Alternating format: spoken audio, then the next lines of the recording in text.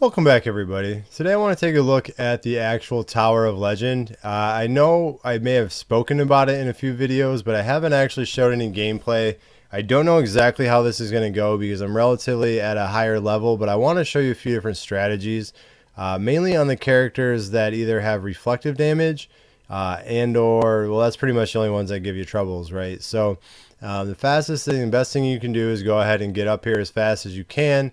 If you want, I recommend clicking your shield activation before you transform, and then just let it do its thing. The only exception to this rule is going to be on your reflective, which is going to take a little bit more skill involved. I still personally do it with automation, but I just control my character's movement, meaning I know that the reflection lasts for 6 seconds and usually is off for about 5 to 6 seconds. And you can kind of time it out where you want to move away before it starts moving towards its reflective damage, and then you want to start moving back about a second before it ends. That gives your character time to get there and then, start attacking again without the reflective damage.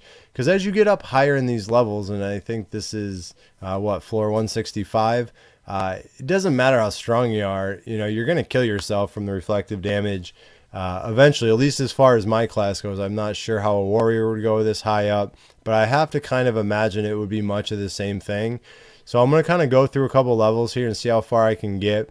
And then if I run across the reflective boss damage, I'm going to go ahead and try to see if we can go ahead and replicate that same thing here for us. So let's go ahead and get back up here again. And I know it's not the fastest. I'm usually on my phone, but at the same time, it's a little bit easier to show on the computer than on my keyboard. So why is this not attacking right now? And that's the other thing that really bugs me. Ever since their updates, this automation has been really glitchy. There's certain events it doesn't work for. Aha. And here, my friends, is exactly a reflective damage boss. So I'm going to go ahead and let it play out and probably die here. But then I'm going to go ahead and try again and show you what I mean if I go ahead and do tap myself out from this reflective damage without actually trying to manipulate it at all here for us. So now if you have a lot of self-healing skills, you can usually get by, but it's really just dumb luck depending on when you're attacking, what you're attacking, what skills are being used and attacked, and quite frankly, how much health you have. I may luck out on this one, or I may die within, well, there's down to one. Wow, I got extremely lucky. So I'll keep going here for you to 167 and see if I can't run into one again. But usually what I have to do is kind of what I described here for you. So I'm going to kind of fast forward through these and see if I can get to another one, and then we'll kind of come back and discuss it again, okay? Bear with me.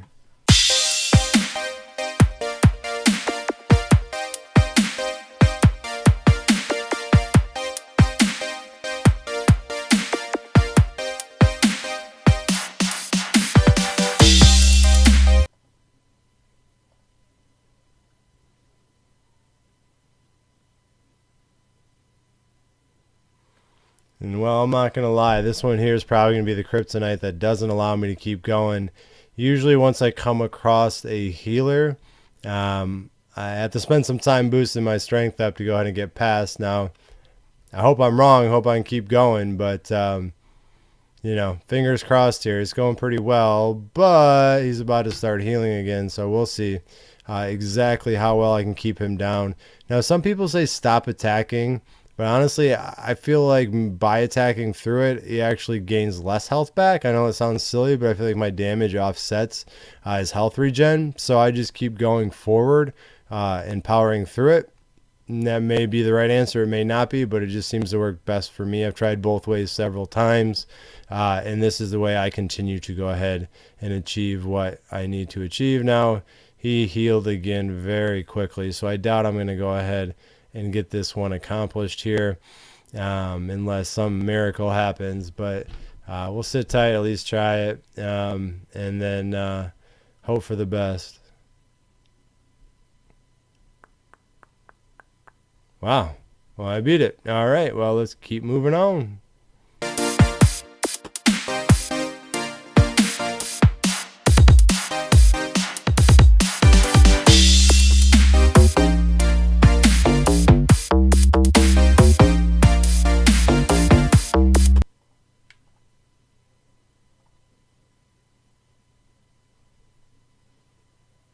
Alright, so we have another reflective boss here for us.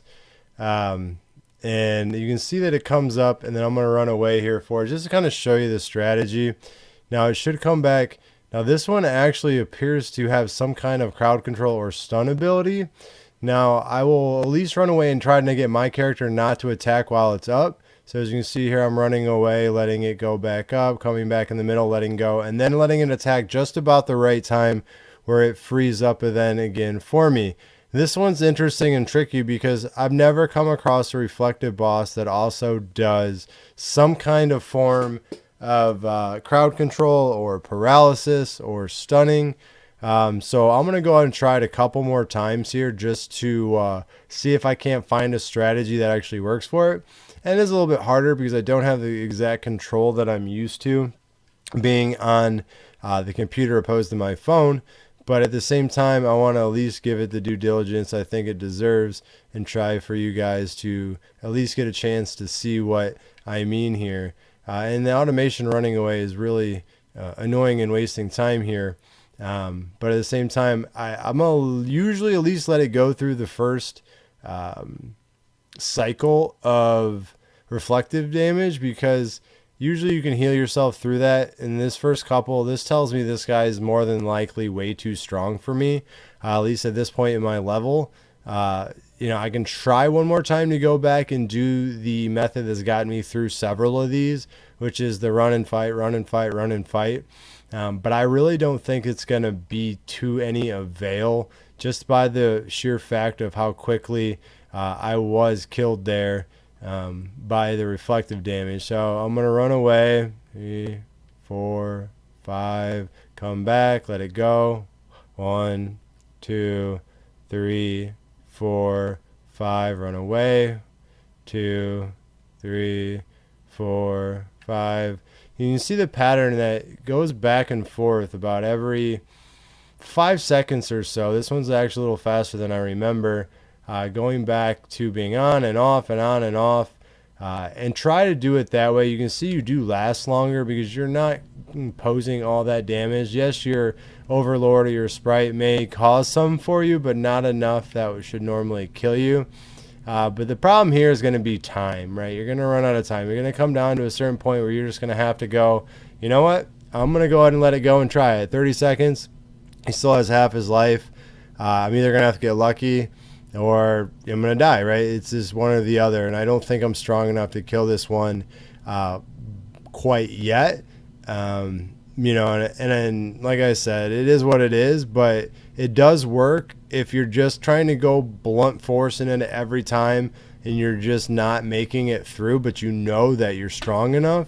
Try it, because I promise you'll come at least across a couple levels where you'll be able to get through them that way and power through the next 5, 6, 7 layers of the Tower Legends. So I appreciate everybody for tuning in. I hope this helped everybody. If you'd like to support the channel, please do not forget to like and subscribe, and I will catch you in the next episode.